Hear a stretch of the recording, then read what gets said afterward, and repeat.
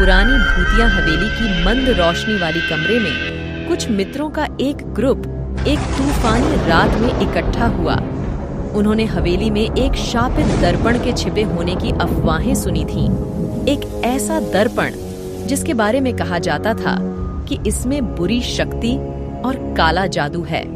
इस बात की सच्चाई को जानने के लिए उन्होंने दर्पण को खोजने लगे।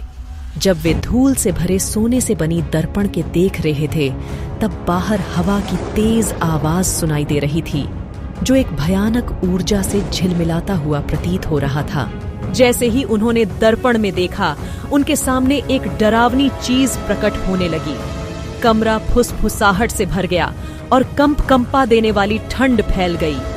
दर्पण में प्रतिबिंब से निकलकर बाहर आती चीज को देखकर उन लोगों के मुंह से डर के मारे छींक निकलने लगे और वो लोग पछतावा करने लगे। वे लोग कुछ समझ पाए उससे पहले एक एक करके सभी के आत्मा दर्पण की गहराई में खींचे चले गए। उनकी आत्माएं इस दर्पण में फंस गईं। हवेली ठंडी और अंधेरी हो गई और बाहर तूफान तेज हो गया।